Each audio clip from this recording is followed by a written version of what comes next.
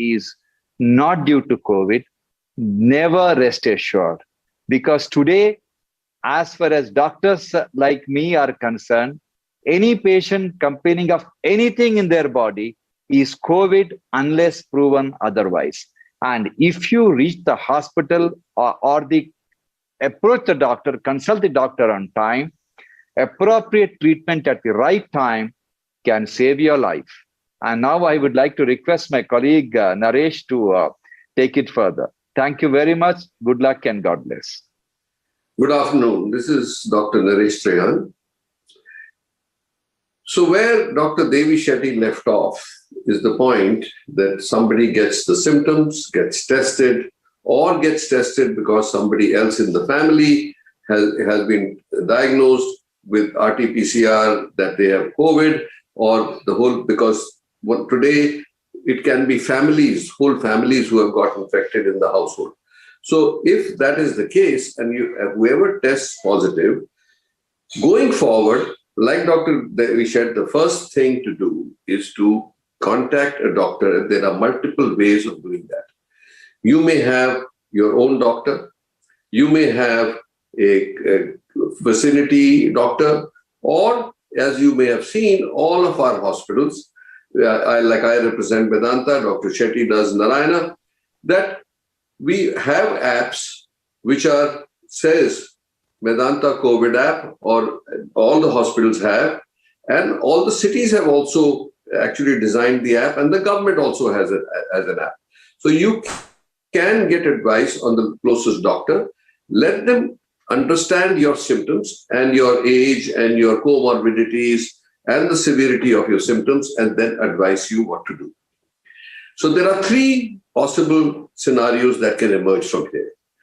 One is the fact that you are not sick so much that we don't expect you to recover at home, that the treatment can be started at home right away, and monitoring at home can be done, and you have given guidelines of what medicines to take, and the medicines will vary according to the need of the individual. That's why you need a doctor to understand your symptoms and your other comorbidities and other things, and then prescribe.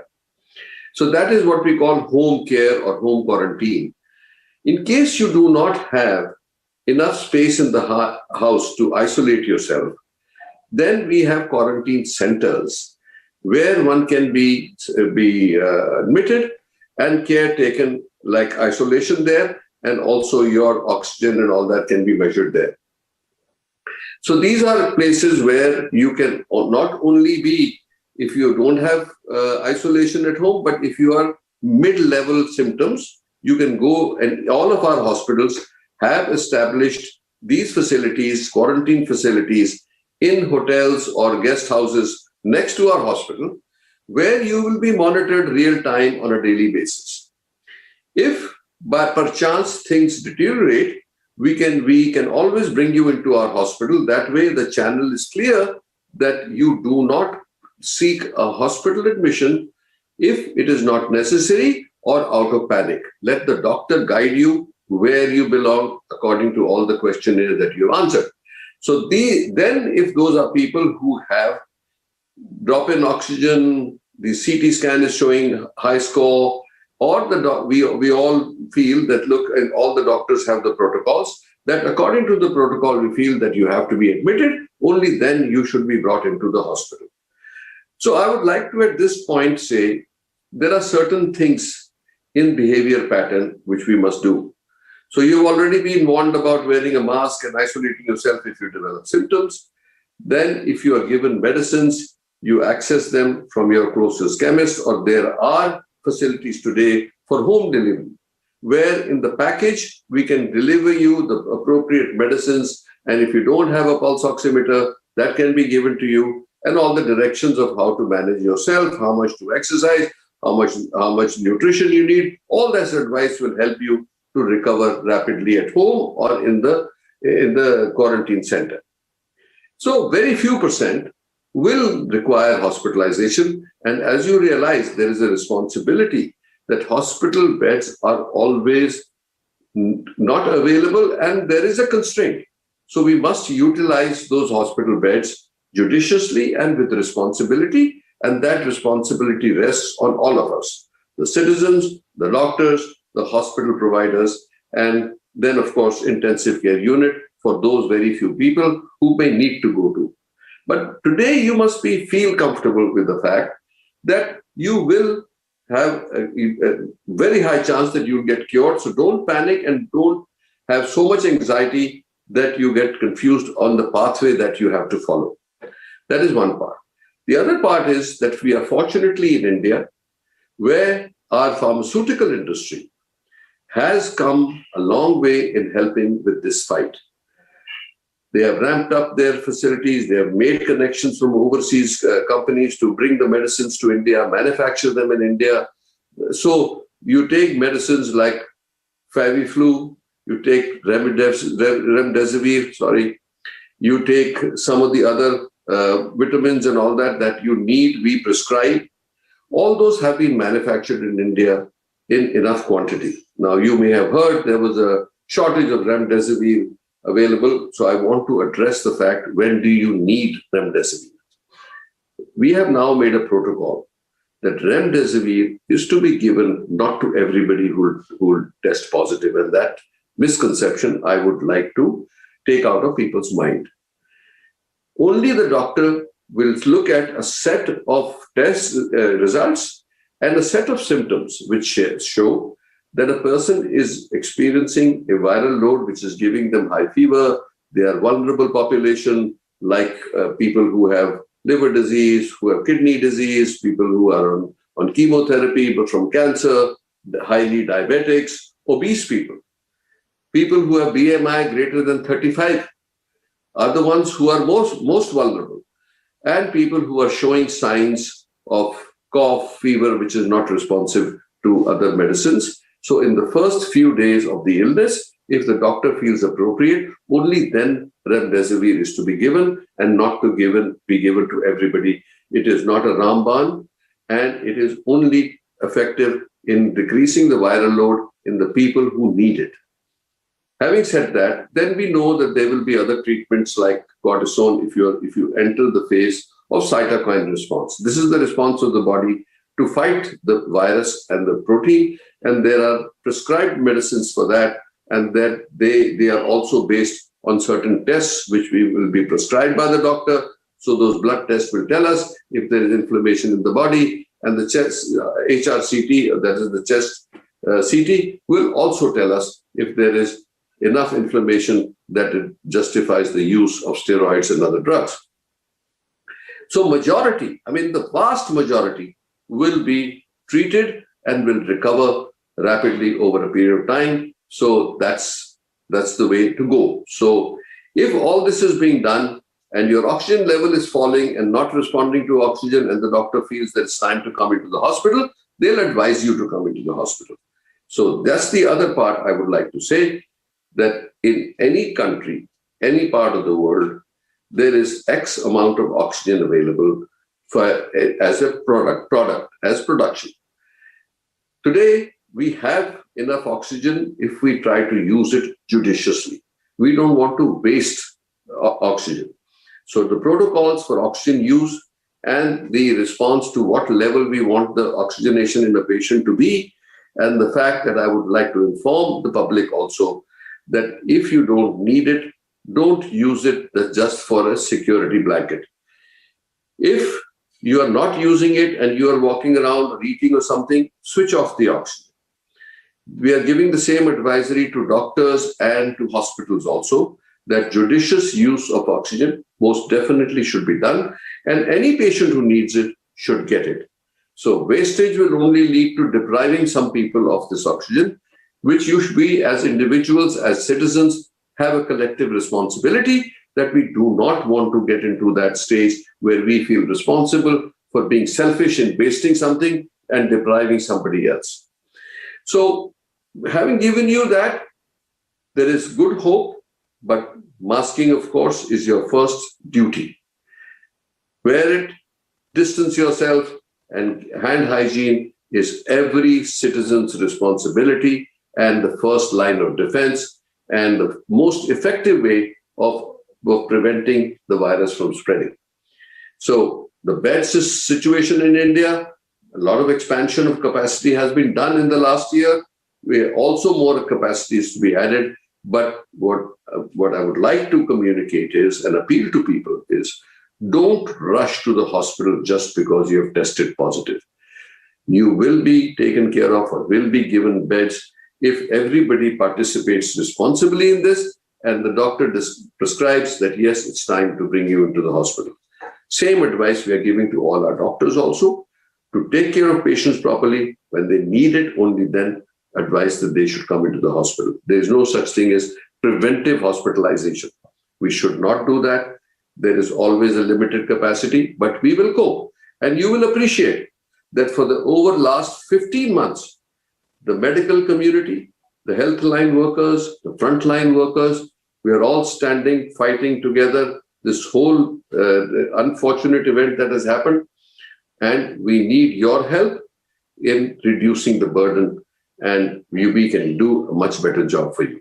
So with that, thank you for listening to my communication, and I'll hand it over to Dr. Guleria, who will add to whatever things that needs to be done in addition, and give an overview of what the population, potential patients, and doctors and hospitals need to do. Thank you for your attention, and over to Dr. Guleria, please. Thank you, sir. Thank you, Dr. Trehan. And I'll be addressing a few things which I think are important for the public to understand as far as the current situation in the pandemic is concerned. And I'll take it from where Dr. Trehan left off. The first, of course, most important thing to understand is that in COVID-19, and we have now enough data, that more than 85% of people will recover without any really specific treatment in the form of remdesivir, steroids, or any other drugs that we are talking about. Most of them will have features which will be like a common cold, body aches, fever, sore throat. Some may have gastritis, and over a period of 5 to 7 days, they will recover with just symptomatic treatment, which means just taking paracetamol, keeping yourself hydrated, doing your regular exercise, taking your vitamins, and just being positive about your health. It's only 15% of people who may go on to what we call moderate disease, where your oxygen saturation may fall, or you may have high-grade fever, and there may be markers to suggest ongoing inflammation. Now, it's only in that percentage of people who have other features to suggest that the disease has progressed that we need to give treatment in the form of remdesivir, steroids, anticoagulants, and sometimes we also give convalescent plasma. So it's important for everyone to understand that most of us who are either in home isolation or even in the hospital because of panic don't really need any specific treatment. Like you treat a simple cold, you can get away with treating COVID in majority of people with just taking paracetamol, keeping yourself well hydrated. It's only a small percentage which will require drugs like remdesivir, and there is no data which suggests that remdesivir taken in mild disease will save lives or will have any benefit. The data for remdesivir does not show that it actually decreases mortality. It only has been shown to decrease hospital stay. And the large study done by WHO, the recovery trial, was a negative study. It did not show any role of remdesivir. Therefore, don't consider this to be a magic bullet. It is something that we need to keep in mind. So that is the first message that I would like to give, that majority of people don't need to panic. They can home isolate themselves. And as Dr. Devi Shetty said, monitor yourself at home, keep yourself well hydrated, monitor your saturation, and consult your doctor if you have any worry. But you will become all right staying at home, and you will not need to come to the hospital. Very few will actually need to come to the hospital. By rushing to the hospital, you are creating more chaos, and you're not actually benefiting yourself, and you're actually denying a bed to a fellow citizen who may need it and may not be able to get it because of unnecessary hospitalization for people who don't need to be in hospital. The second thing that I would like to talk of is regarding oxygen. Now, there is a lot of issue as far as oxygen is concerned. I do agree, and this is very important for those who have oxygen or need oxygen. Oxygen is a treatment. It's like a drug. And therefore, it's very, very important for us to understand that one of the treatments for COVID-19 is to give oxygen if you need it. And in many lung diseases, when you have pneumonia, when you have chronic lung disease, when your saturation falls, oxygen is a treatment that is given sometimes for a short duration, but sometimes people are on long-term oxygen therapy if their lungs are bad because of a chronic lung disease. Now, an important issue here is that taking oxygen intermittently. Your saturation is all right, but you say, okay, let me take oxygen for half an hour after my meals, or if I take oxygen for a few hours in the day, my saturation goes up and I'm feeling better, and I should therefore continue oxygen, is actually a waste of oxygen. There is no data to show that this will be of any help to you, and therefore this is something that you should not do. Many patients have started keeping oxygen cylinders at home and have started taking it for half an hour, 2 hours. That itself is more harmful and is actually again denying oxygen to people who actually need it. The third important thing to remember as far as oxygen is concerned is oxygen is carried in our blood, and we look at what is the oxygen which is carried in the blood by looking at the oxygen saturation. But if your saturation is 92, 93, or your saturation is 98, 99, the actual oxygen in the blood is not very different, because the oxygen dissociation curve is what we call a sigmoid curve. And after you reach a saturation of 90, it is actually flat. So you don't really get too much of oxygen in your blood, even if you go from 92 to 98. Therefore, in those individuals who are having an oxygen saturation of 93, 94, there is no need to really take high oxygen or high flow oxygen just to maintain your saturation at 98, 99. It is not going to be of any benefit. Therefore, you should have a judicious use of oxygen. There is no need to take oxygen if your saturation is over 95. If it is less than 9 and over 94, if it's less than 94, you need close monitoring, but you still may not need oxygen, because your oxygen in the blood is still sufficient in those patients who are healthy. In some patients who have chronic disease or who have other problems like chronic heart disease, you may want to keep the oxygen saturation on a slightly higher side. But even if your oxygen is around 90, 92, don't panic, consult your doctor. You may need to be very closely monitored, but it is not that you should start oxygen to maintain your saturation over 97, 98. It is actually going to be of not much benefit. And I think as a country collectively, if we work together and say that we will use remdesivir judiciously, we use oxygen judiciously, there will be no shortage of oxygen, whether we talk of Maharashtra, Delhi, Chhattisgarh, or any other state, because in terms of the number of patients who need oxygen and the supply of oxygen, that is well balanced. But if you suddenly start hoarding oxygen, if you start using it when you don't need it, then obviously you will have a deficiency which is self-created rather than actually existing. So my appeal to everyone is that please don't take oxygen when it is not required. Taking oxygen just for the fun of it is denying oxygen to someone who may actually need it and whose life could be saved.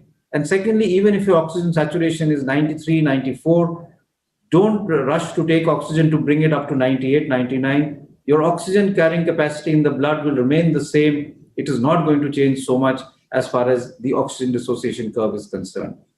The third thing that I wanted to mention was regarding vaccination. There is a lot of fear that now what is the point in getting vaccination, because I know a person who got vaccinated and even after 2 weeks of vaccination, he got COVID-19. The vaccine prevents you from getting disease. It may not prevent you from getting infection. And we must understand the difference between the two. The vaccine will prevent you from getting disease in the form of severe illness, hospitalization, going into the ICU, or even dying from COVID-19. We know that it has a good protection in majority of people as far as the vaccine is concerned. But in some, you may still get, when you are exposed to a patient with COVID-19, the virus may still come in your nose and throat. It may multiply there for some time, but the antibodies which have been produced because of the vaccine that you've taken will not allow the virus to further replicate, and it will not allow the disease to become more severe, and therefore you will be saved. But during that time, your RT-PCR test can be positive and you may be infectious to others. Therefore, it's very important for all of us to understand that even after getting the vaccine, we may have a positive COVID report and we will also be infectious. So wearing a mask even after you have become COVID positive, after you got your vaccine, is very, very important to protect your near and dear ones, your family members, your colleagues, because they may not have been vaccinated or their vaccine may not have been completed in terms of both the shots, and they may be susceptible to the infection. Therefore, please remember that masking is still important even after you've taken your vaccine. And the vaccine will prevent you from severe disease, but you may still get the infection and you should not get dejected that I took the vaccine and now I've still got COVID-19, because currently we know that the vaccine does not prevent from infection. Hopefully, as we go along and more research comes in, we will have better vaccines which may also prevent us from getting the infection, and that would be very good, because that will really bring down the number of cases and break the chain of transmission. I would like to say in the end that the most important thing for all of us is to have COVID appropriate behavior. Vaccine is just one weapon that we have, but vaccine is not something which will bring down the pandemic. The number of cases that we are having right now have to be brought down by breaking the chain of transmission. This is a virus which spreads from one human to another. It doesn't spread by water, it doesn't spread by mosquitoes. So if we are able to prevent virus spreading from ourselves, if we are positive to another person, we will break the chain of transmission and the virus will not spread in our community. Therefore, wear your mask properly. Make sure it covers your nose and mouth. It is tightly sealed from the side so that you are also protected and you are also adding to protecting others also. So masking up is very, very important. Along with that, maintain your distance, 2 gaz ki duri. Along with that, wash your hands regularly. If you are in an indoor environment, make sure that there is good cross ventilation, because we are now knowing that the virus can stay as an aerosol in the air for a longer period in time, and therefore having good cross ventilation and making sure that all the air in the room is well circulated is also very, very important. But for all of us, the most important thing is that we should mask up, avoid forming crowds, avoid crowds, because crowds can be super spreading events and we can have a huge surge in the number of cases in your locality, in your area, if you are not taking care about crowds or crowds developing. You may feel that all your friends, and this happens to residents, it happens to your friends, your colleagues, that all my friends are all right, I know them, so they are not infected, so we can all sit together and have a cup of tea or have a meal together. You may have many who may be asymptomatic. And if one of them has the infection, we are now seeing a strain which is very infectious. It will infect majority, almost all of them who are sitting together and having your cup of tea or having a meal together. So please don't have crowds. Eat your meals separately, have your tea separately, communicate through your telephones, your other apps, but don't really sit together, because this is not the time to do so. So I would just appeal to everyone, and this appeal is actually from all of us, from the doctor community, that we have to bring our cases down if we really need to really work aggressively in decreasing the load in the hospital, saving lives, and decreasing the stress that healthcare workers are currently going through because of the increasing pressure that they're seeing in the hospital. For that, every citizen should come forward and follow COVID appropriate behavior. Please wear your mask, maintain physical distancing. Please don't form crowds. Avoid others from forming crowds. Stay indoors if you don't have to go out, if it's not essential. If we do that for the next few weeks, our cases will come down, the hospital strain will come down, and we will come out of this pandemic once again, as we have done last year. So my appeal to all of you is, please mask up. If we all get together, we can come through this very, very successfully and in a very short time. So, and finally, I'd like to thank my colleagues, Dr. Naresh Trehan and Dr. Devi Shetty, for being